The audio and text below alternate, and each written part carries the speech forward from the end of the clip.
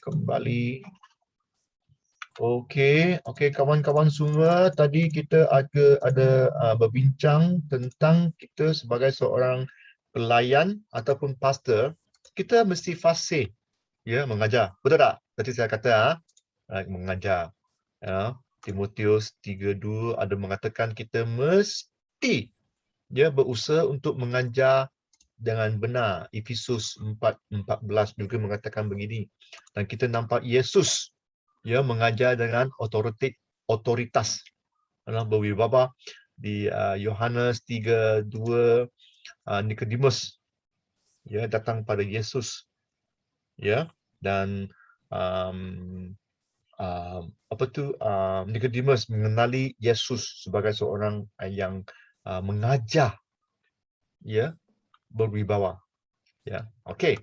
Esther, tolong baca Markus 1:22. Markus 1 ayat 22, mereka takjub mendengar pengajarannya, sebab ia mengajar mereka sebagai orang yang berkuasa, tidak seperti ahli-ahli Taurat. Tengok, seorang yang berkuasa. Sebenarnya siapa Yesus? Dia seorang carpenter, tukang kayu. Apa dia tahu? Bapa dia tukang kayu, dia pun jadi tukang kayu. Apa dia tahu tentang tentang pengajaran? Tetapi Markus di sini mengatakan bahawa semua orang mereka dia Yesus semacam seorang yang mempunyai kuasa. Esther, benar kan?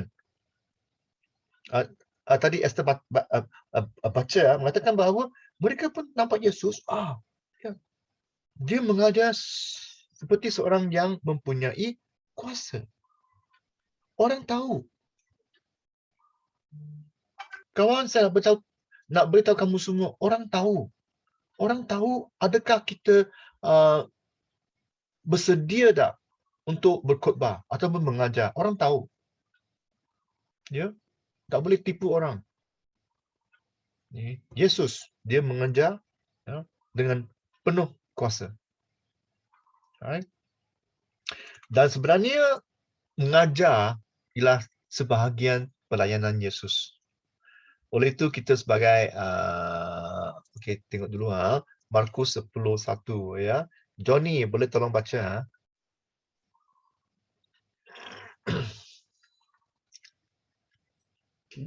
Markus 10 ayat 1. Dari situ Yesus berangkat ke daerah Yudea dan ke daerah seberang sungai Yordan. Dan di situ pun orang banyak datang menggerumuni dia. Dan seperti biasalah ia mengajar mereka pula. Seperti biasa,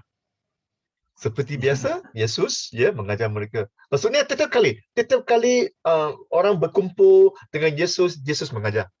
Betul tak? Seperti Betul. biasa. Itu harus menjadi kebiasaan kita semua. Selalu datang, okey, mengajarlah, okeylah. Datang. Alkitab mengatakan mereka berkemurun datang. Mereka nak dengar. Mereka nak dengar kebenaran. Mungkin saja mereka dah bosan dengan kata-kata yang tak benar semualah. Dah bosan. Sekarang mereka nampak seseorang yang mengajar tentang kebenaran. Dan ini juga harus menjadi satu teladan bagi kita semua di sini. Setiap kali kita kena mengajar kebenaran. Kenapa? Kerana hanya kebenaran orang boleh tumbuh. Palsu tak boleh tumbuh. Saya nak beri satu misalan. Dulu ada seorang petani, bukan petani, dia membela ayam. Ayam kecil.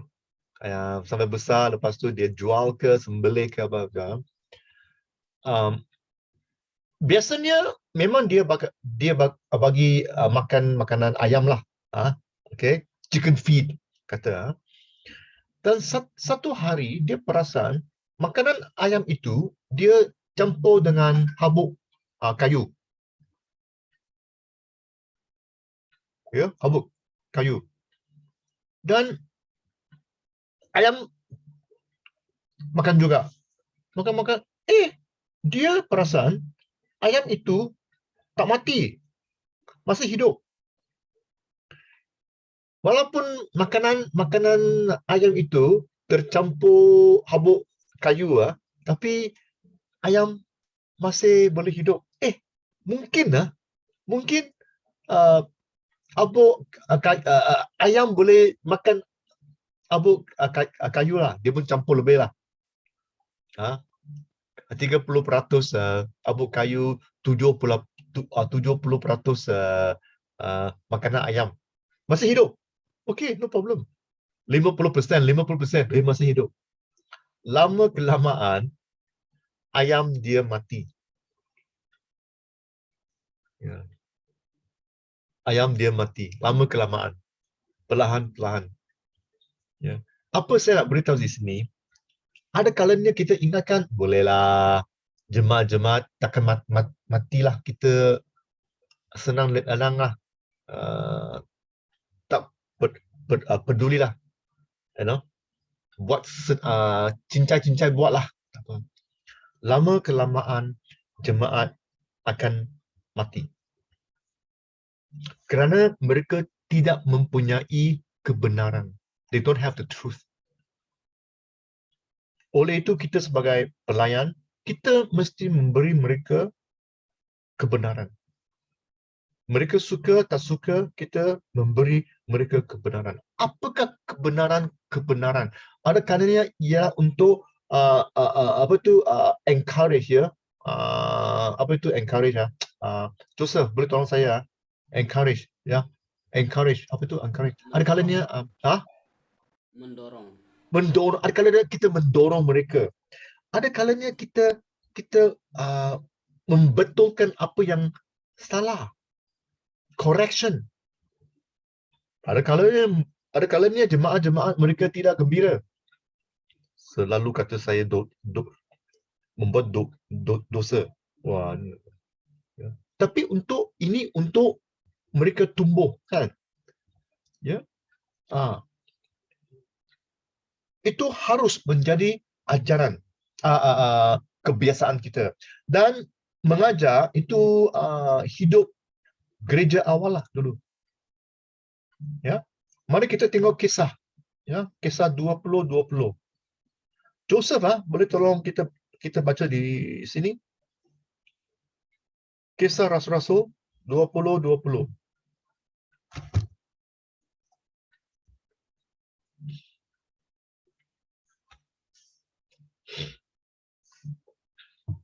Kisah Para Rasul 20-20.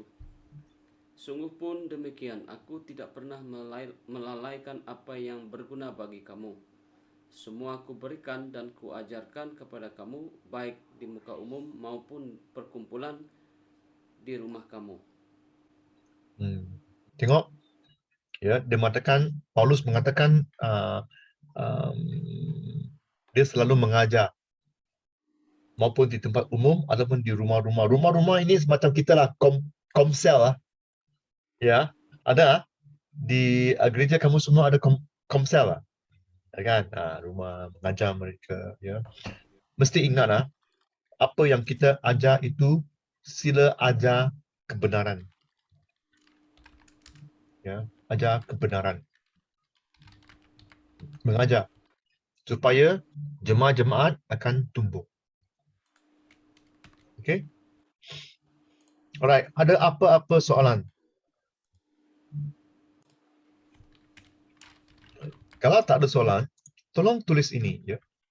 Apakah bidang pelayanan atau kehidupan anda di mana anda boleh menggunakan perspektif yang segar dan kreatif? Faham tak faham? Apakah cara-cara yang kamu boleh menjadi lebih kreatif? Okey? Tolong tulis dan kita rehat sekejap. 10 minit, sila balik pukul 10.15. Ya.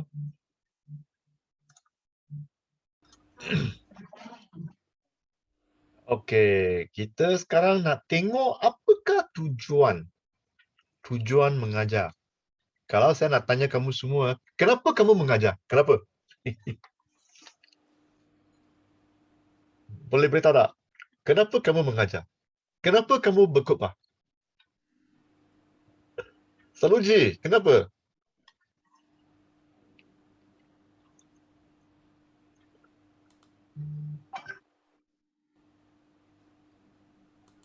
Ya, Pastor. Kenapa kamu mengajar? Kita semua mengajar kan di gereja kan? Mengajar Alkitab kan?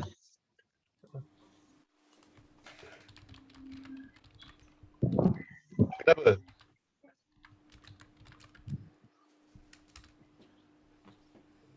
Kalau saya lah, Pastor. So, saya pengalaman baru jugalah. Sekarang saya jaga di home sana. Kebanyakan saya khutbah tu tentang mengubahkan tentang moral dan disiplin macam tu lah. Saya selalu khutbah tentang perkara macam ni lah. Itu bagi saya lah, Pastor. Bagus.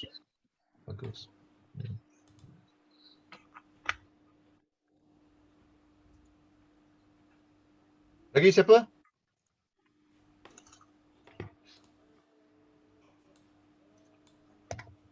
Tujuan mengajar. Apa yang Ruji kata tadi ya, ubahkan. Lagi?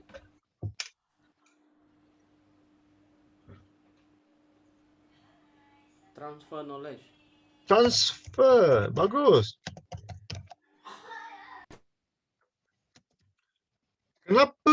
Kenapa transfer knowledge? Okey ya. Apa yang kita buat mesti ada aplikasi. Ya. Transfer knowledge itu penting. Tapi kalau boleh ya, Joseph, right? Benarkan saya tambah satu perkataan transfer knowledge untuk transformasi. Betul, Pastor. Boleh tak? Ya, supaya macam apa yang Saluji katakan, ya, ubah. Ya, supaya orang akan ubah. Cara-cara pemikiran. Itu Roma 12:2. Ingat tak? Jangan kita seperti duniawi tetapi kita kena ubah. Right? Dengan membaharui pemikiran kita. Dah lama mereka ikut cara-cara Yahudi. Ikut cara-cara mereka kena memperbaharui. Semacam jemaah-jemaah kita. Dah lama mereka menjadi bukan orang Kristian. Kan? Ya, cara-cara sembahyang, cara-cara apa tu, ya. Sekarang mereka kena ubah. Itu mesti menjadi tujuan kita. Ya. Lagi kenapa? Tujuan. Siapa lagi?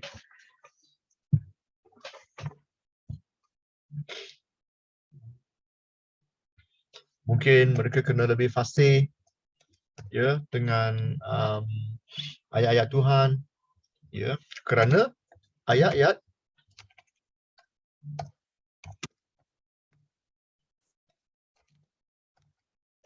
memberi hidup. Sebenarnya ayat-ayat itu adalah hidup. The word is life. Mungkin ayat-ayat itu juga adalah roti hidup. The bread of life. Yesus mengatakan dialah roti hidup. Dan ayat-ayatnya ialah untuk hidup. Ya. Saya tak peduli apa kamu ajar. Asalkan ajaran-ajaran mesti datang dari Alkitab. I don't care what you teach. Important is must be the word of God. Mesti ayat-ayat Tuhan. Faham? Kalau bukan ayat, sorry. Sorry. Mesti. Oleh itu kebahan kita macam kita dah bincang dulu kan apa topik yang kamu pakai semua ya mesti ya ayat-ayat datang dari ayat-ayat. Lagi ada siapa yang nak tambah?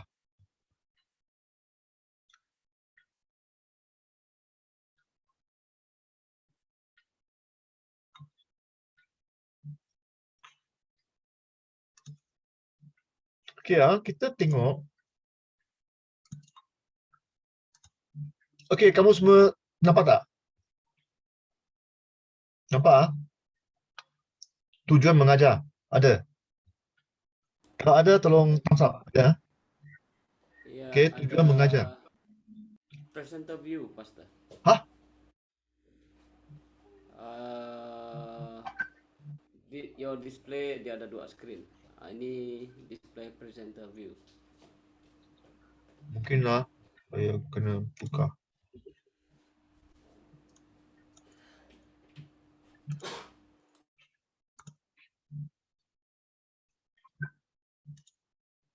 Nampak? Ya, ada. Ada. Ibrani kan? Ya, betul. Okey. Alright. Ibrani 5:11 sampai 14. Okey, tolong siapa-siapa boleh baca. Johnny boleh tolong baca. Boleh, Pastor. Okey. Ibrani 15.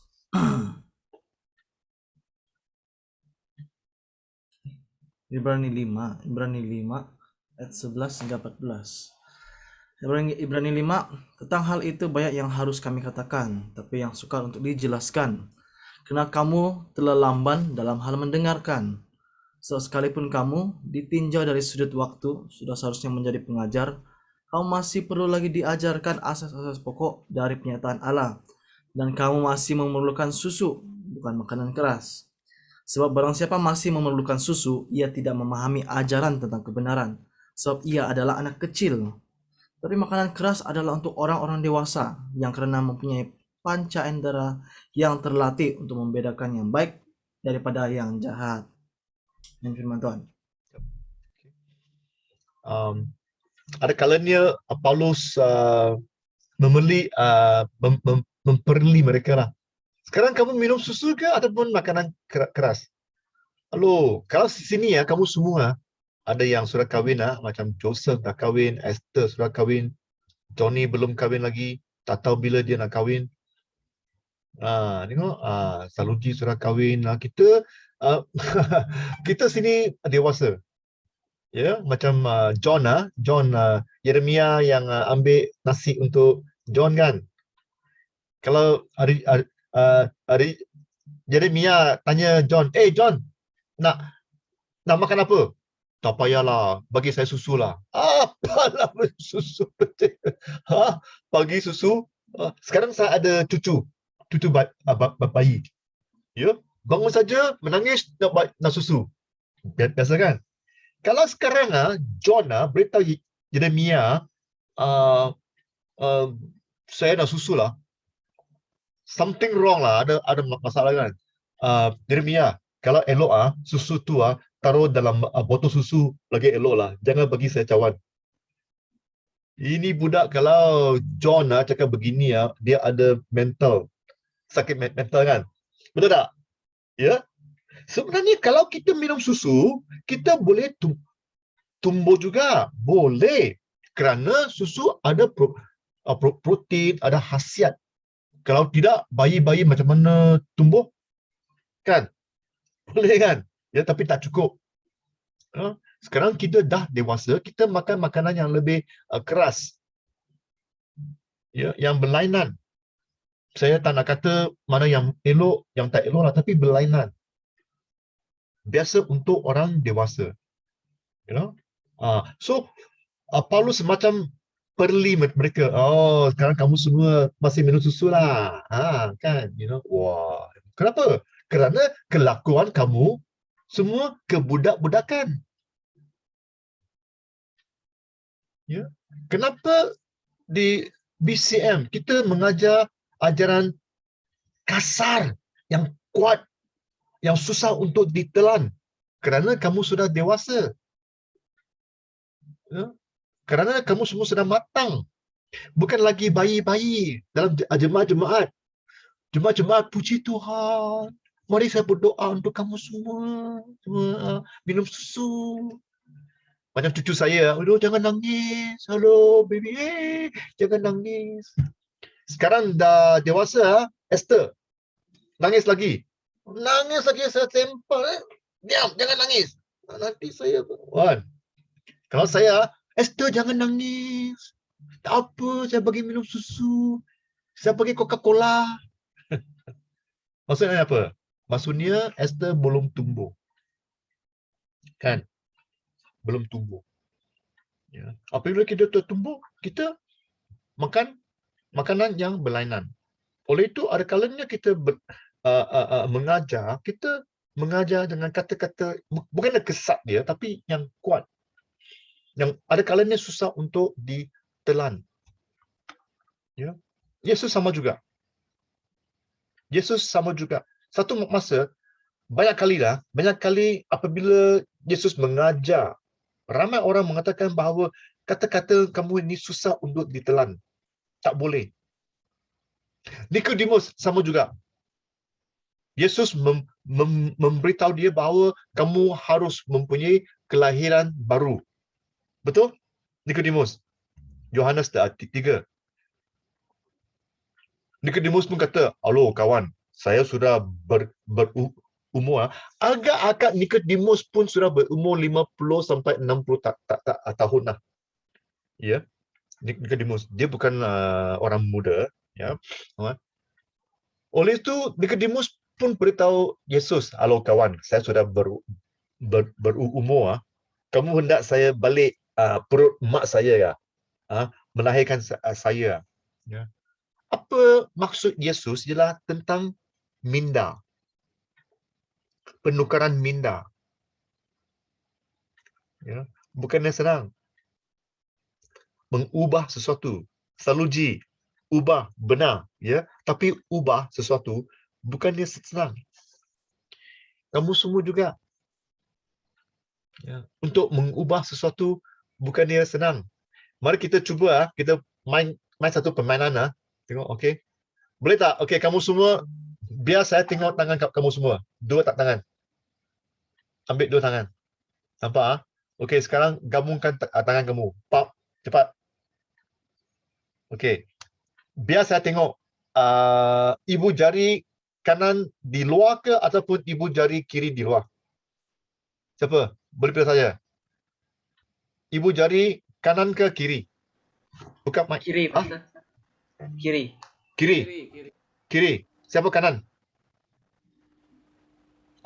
Johnny kanan. Joseph kiri. John kiri. Esther? Kanan. Kanan kan? Okey, kanan. Saluji? Kanan, Pastor.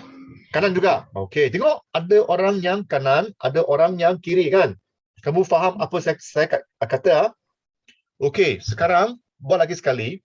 Okey, kalau tadi kanan yang atas, tukar kiri yang atas. Yang kiri di atas, tukar kanan di atas. Okey? Mari. 1, 2, 3, cepat. 1, 2, 3, cepat. Tukar. Tengok, Esther dah gelak. Kenapa? Susah lah, Pastor. Susah. Betul. Buruk rasa dia, Pastor. Buruk rasa dia. Apa tu? Buruk Macam rasa dua-dua dia. pun mau naik atas ni, Pastor. Dua-dua atas. Ini satu misalan yang simple. Tengok, nak ubah sesuatu bukannya senang. Bukannya senang. Ya, Esther kata susah lah, kenapa? Dan juga tak biasa. Setiap kali macam ini, kalau ibu jari atas, senang, tak payah ingat, tak payah buat apa-apa. Sekarang nak ubah, kita kena berhati, kan? Lebih berhati-hati untuk gabung dua. Dan juga ada kalanya macam Johnny kata, dua-dua ibu jari pun naik atas, kan? Maksud apa? Ada kala mereka bertembung kan? Johnny ya, bertembung, dan kalau dia bertembung dengan lebih kuat, ada kalanya sakit. Betul? Au! Sakit. Ya. Ubah sesuatu, ada kalanya sakit. Oleh itu, kita tak suka ubah. Tak suka. Biarlah, hidup dah begini, nak ubah kenapa? Transformasi, kena ubah. Cakap senang, nak ubah transformasi. Kalau betul-betul, banyak kita kena tukar, kena ubah. Cara hidup kita. Cara hidup. Kalau boleh, cuba. Tiap-tiap hari ya, esok bangunkan. Tengok perasan apa yang kita lakukan pagi ini sama dengan pagi semalam. Sama. Bangun pagi, gosok gigi, cuci muka, semua sama. Cuba esok bangunkan, buat sesuatu yang berlainan. Jangan kalau mandi baru berus gigi kan, tukar. Berus gigi dulu, baru mandi. Tak biasa ayo, macam sesuatu yang hilang bising kan. Tak biasa. Kalau berus gigi dengan tangan kanan, tukar, guna tangan kiri. Cuba. Tak boleh lah. Nanti kena gusi-gusi nanti berdarah. Kenapa? Kerana tak biasa. Oleh itu, ubah sesuatu bukannya senang. Tetapi Yesus, ya, Ibrani mengatakan bahawa kita harus mematuhi ajaran Yesus. Bukan senang. Biarkan ia menjadi kebiasaan pada kita. Biarkan. Ya. Dan Alkitab, mengapa kita mengajar? Supaya orang tumbuh. Ya, tumbuh, transformasi. Saloji, ubah. Ya. Joseph mengatakan, transfer information. Memberi mereka informasi yang baru. Ikut. Ya. Kita mengajar untuk memimpin. Memimpin. Ramai orang, ramai jemaat-jemaat, mereka tidak tahu. Ya, sebenarnya mereka tidak tahu apakah itu keluarga Kristian. Jangan ingat semua orang tahu. Ya, mereka hanya menjadi keluarga cara-cara mak bapak dia menjadi bapa imak. Ikut aja lah. Ya. Kita mengajar. Kamu semua dah ada yang dah kahwin Joseph ke Saluji, Esther. Kamu harus ya create buat satu ajaran tentang keluarga, family. Ya, keluarga. Keluarga Kristian. Christian family. Ajar suami isteri. Ada kalanya saya mengajar anak perempuan saya cara-cara menjadi emak. Mungkin saya kurang lah, emak dia lah. Isteri saya yang beritahu ya, okey, cara-cara begini menjadi emak. Ya. Bukan semua dia nak ikut. Kerana cara-cara isteri saya menjadi emak dan anak perempuan saya menjadi emak, ada kalanya berlainan. Kerana dah 25 tahun. Banyak perubahan. Dulu mungkin kami miskin sikit, ekonomi kurang. Sekarang ekonomi mereka baik sedikit. Ya, cara-cara minuman, makanan pun berlainan juga. Ya. Tetapi prinsip-prinsip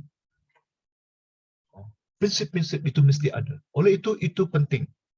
Saya percaya ajaran menjadi keluarga, suami isteri ataupun ibu dan bapa itu penting. So Esther, Joseph ataupun Saluji, create, buat satu ajaran pada ibu dan bapa ataupun suami dan isteri. Ya, suami dan isteri.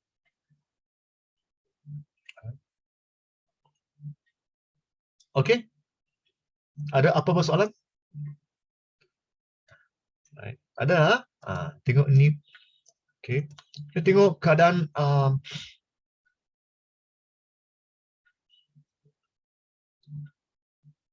banyak keluarga. Bukannya semua keluarga mereka tahu cara-cara mengajar. Mungkin kerana kita dalam di sekolah tinggi agama, Bible school, kita lebih Bible college, kita tahu cara-cara mengajar. Bukan semua orang tahu mengajar. Bukan semua bapa tahu mengajar anak-anak dia secara Alkitab. Ya. Bukan semua. Mereka tidak tahu. Oleh itu mereka bergantung pada pastor-pastor untuk mengajar. Ataupun kita kena melengkapkan mereka. Ya. Melengkapkan. Dan ada kalanya kualiti ajaran di gereja pun kurang. Terutamanya sekarang. Ya. Sekarang MCO, kita pun kurang pergi gereja. Ajaran-ajaran pun dah kurang kan? Ya. Tak ada, kurang. Ya.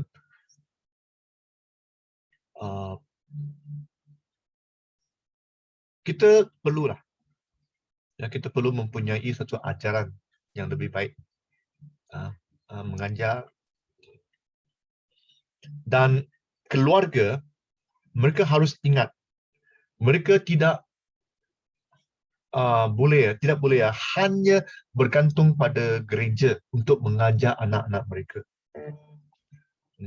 Ajaran harus datang dari keluarga, ibu dan bapa. Kenapa? Gereja kita hanya jumpa, kalau mereka datang fizikal di gereja, kita hanya jumpa dia 2 jam, 1 minggu. Ataupun 1 jam, 1 minggu. Itu pun kalau mereka main. Permainan lah, lari sini, lari sana lah, coloring lah, semualah. Ya. Tapi ajaran datang dari keluarga, dari bapa dan mak. Kena mengajar. Ya. Apakah cara-cara mengukuhkan ajaran dalam gereja? Okay. Nombor 1, kita mesti mempunyai khutbahan dan ajaran yang seimbang dari pentas. Pulpit. Ya. Apa yang kita khutbah dan cara-cara kita hidup mesti selaras. Seimbang ataupun selaras. Jangan di atas pentas ajar lain dan hidup kita lain. Ya. Pastor katakan, kita semua lelaki di sini, suami-suami mesti kasih pada isteri. Okey. Selepas itu, pastor marah isteri dia. Memperkecilkan isteri dia. Alah, tadi pastor katakan mesti kasih isteri. Sekarang pastor marah, perkecilkan isteri. Apalah, tak selaras. Ya. Kita mesti kasih pada orang-orang luar. Tapi pastor selalu marah dengan orang. Ya, orang luar.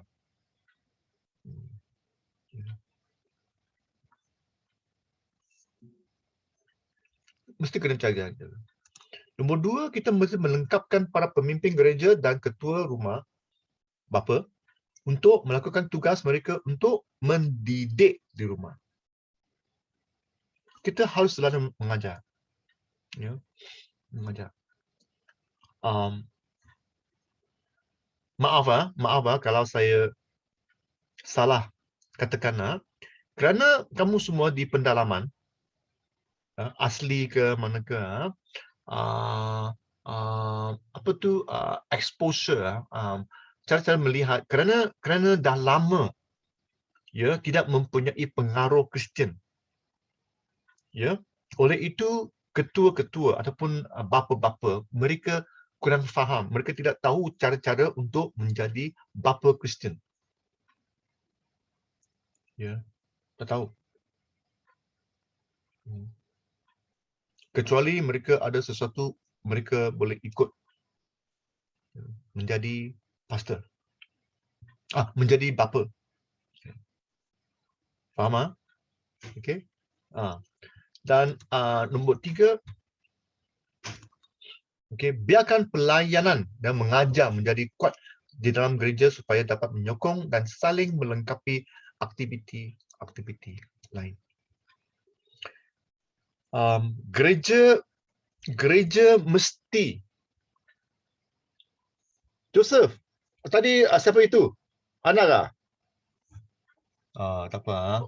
Saya jumpa budak-budak. Selalu kalau saya jumpa budak-budak, saya mesti kata hi. Alah. Right. Gereja mesti satu tempat, ya, untuk macam institusi, satu tempat untuk belajar. Itu tugas gereja. Ya.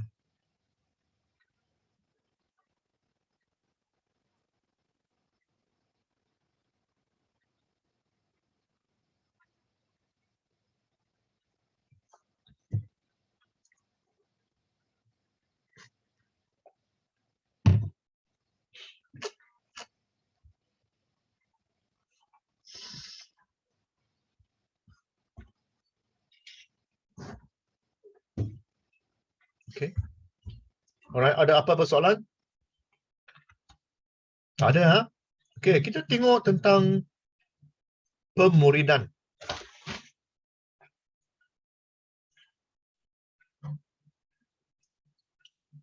Discipleship. Pemuridan. Okay, kita mungkin kita tengok 2 Timotius 2:2. John, tolong baca, John.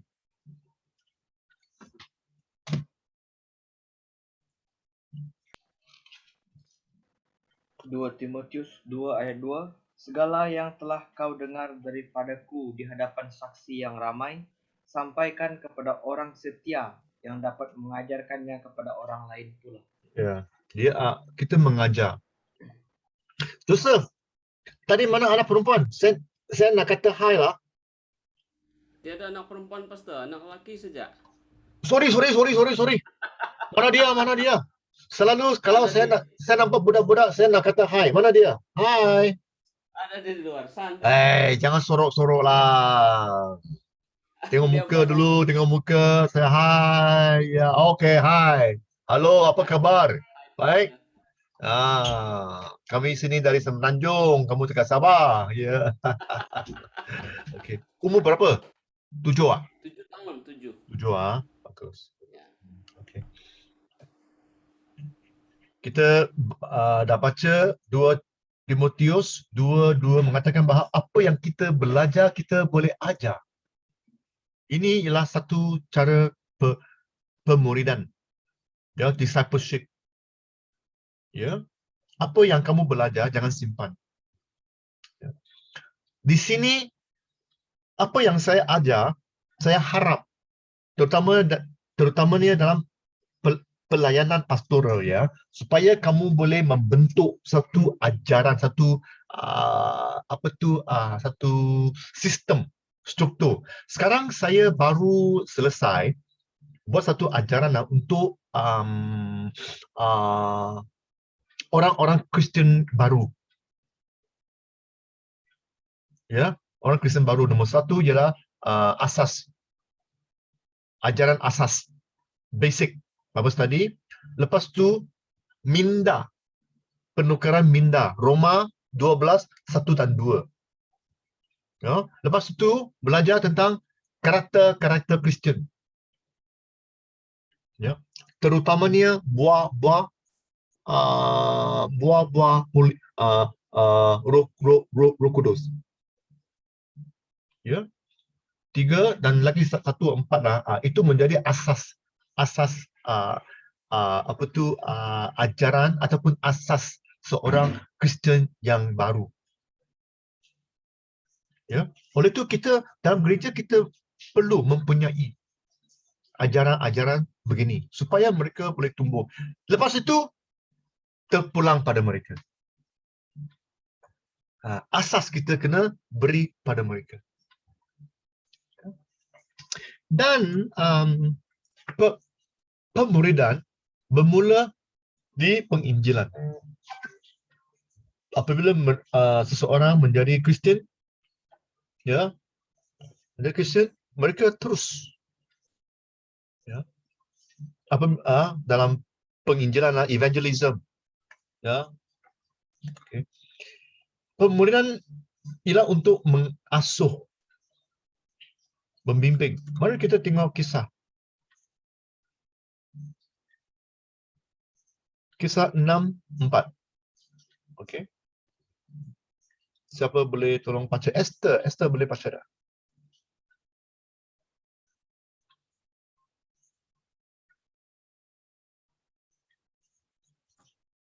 Kisah 6 ayat 4.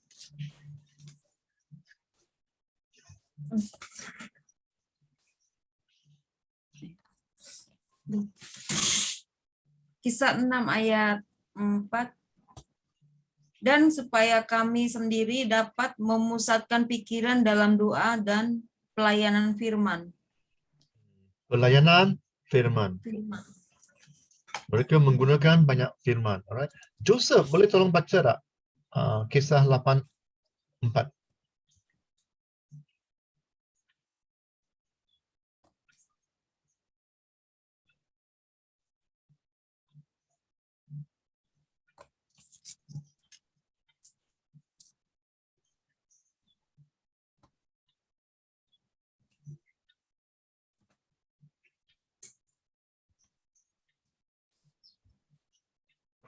Bentar, Pastor. Ya, boleh. Kisah Para Rasul 8 ayat 4. Mereka yang tersebar itu menjelajah ke seluruh negeri itu sambil memberitakan Injil. Siapa yang membuat penginjilan di sini? Joseph.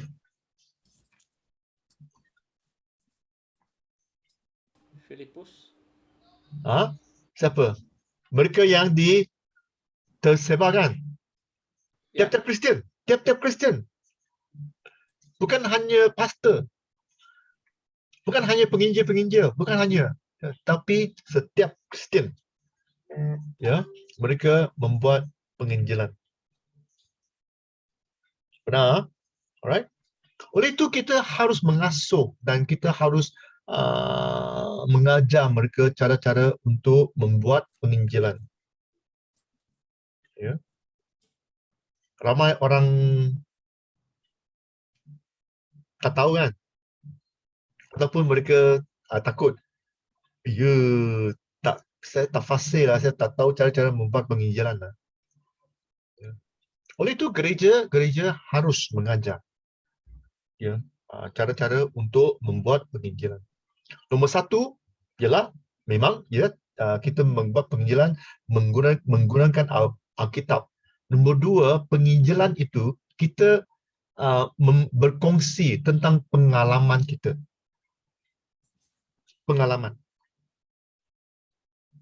Pengalaman saya sebagai seorang Kristian. Saya nampak cara-cara Yesus menolong saya dalam keluarga saya. Dan kalau Yesus dapat menolong keluarga saya, Yesus juga boleh menolong keluarga anda. Ya. Halo kawan, boleh saya berdoa untuk kamu tak? Saya bukan Kristian. Macam mana boleh berdoa untuk saya? Boleh. Kerana Tuhan mengasihi kita semua. Tengok, kamu sudah membuat penginjilan.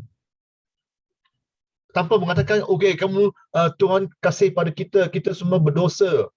Kita harus, tak payah. Katakan tentang kasih Yesus dan apa Yesus pernah lakukan pada hidup saya. Dan saya boleh berkongsi dan Tuhan akan boleh melakukan yang sama pada anda. Tengok, Itu cara-cara mereka buat penginjilan. Kisah Rasul-Rasul. Kisah Rasul-Rasul mereka keluar saja. Keluar. Dia tahu, Yesus itu baiklah. Jaga. Kenapa baik? Tengok dia tolong saya. Bla bla bla. Okey. Ikutlah. Ya. Dan mari kita tengok kisah 2. Ya, 41 dan 42. Saluji boleh tolong baca. Ya, Pastor. Hmm.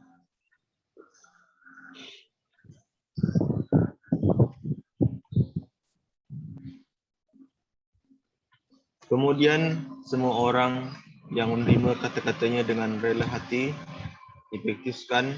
Pada hari itu bilangan mereka bertambah kira-kira 3,000 orang. Jemaah yang pertama.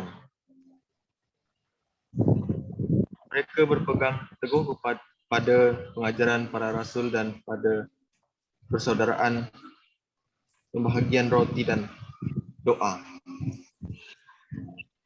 Mereka memegang teguh dengan ajaran, kan?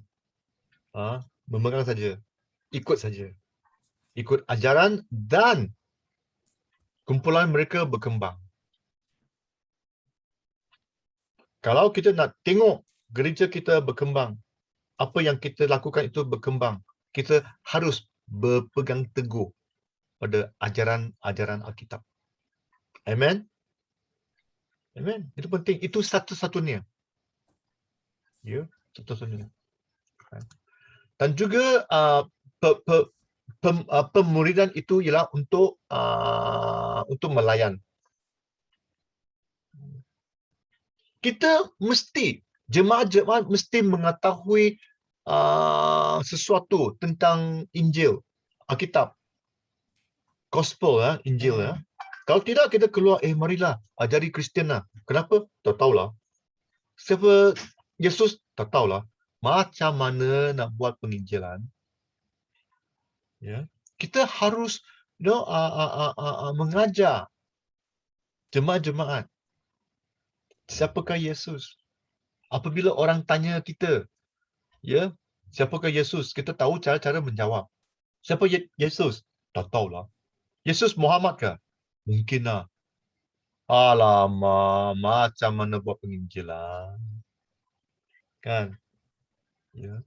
Pelainan. Apa Yesus boleh buat dalam hidup saya? Tak tahulah. Saya tak pernah mengalami apa-apalah. Macam mana buat penginjilan? Penginjilan mesti peribadi, personal. Bukannya ikut kertas. Tunggu. Inilah apa yang pastor saya beritahu. Kalau kamu nak jadi Kristian, okey, nombor 1 ikut ini, nombor 2 ikut ini, nombor 3 ikut ini. Yang lain saya tak tahu. Siapa nak percaya pada kamu? Tak ada peribadi. There's no life, no personal life. Ya. Oleh itu, pemuridan, discipleship. Ya, buatlah sesuatu yang begitu peribadi. Yesus itu benar dalam hidup saya. Bla bla bla. Orang kata ya ke? Benar. Ya, benar. Saya mengalami hidup susah. Bla bla bla begini. Yesus tolong saya. Oh. Dan kalau Yesus boleh tolong saya, Yesus pun boleh tolong kamu semua. Betul. Ya. Okey. Mari kita ambil rehat kejap. 10 minit, nanti kita balik, kita akan sambung. Ya. Kita mengajar, ya, pelajaran kita belajar, kita berterusan sampai hari ini. Ya, saya dah keluar dari BCM, kurang-kurang pun 30 tahun. Ya, tapi saya masih belajar. Saya nak belajar. Ya, saya masih membaca Alkitab. Saya baca Yeremia sekarang. Yeremia. Dulu pernah baca, tapi baca lagi. Dan setiap kali saya baca, saya belajar sesuatu yang baru. Ya. Bukan sekadar hanya pastor sebagai contoh, kita inovatif, kita fleksibel, kita tukar, ya, kita masih selalu belajar. Dan biarkan Alkitab menjadi budaya. Ikut. Kita sebagai Kristian, kita mempunyai budaya kita sendiri. Budaya Kristian. Tapi penting budaya itu jangan sampai orang tak dapat masuklah. Wah, ini ya budaya Kristian susah lah. Saya bukan orang Kristian saya tak nak jadi Kristian. Pernah. saya beritahu satu gurauan. Saya pun membuat penginjilan pada seseorang Cina ya. Cina banyak ajaran tentang neraka. Kamu semua tahu kan? Cina kita bakar duit, bakar kereta, bakar rumah untuk orang-orang tua kita di neraka. Ya. Bakar, ya. Dan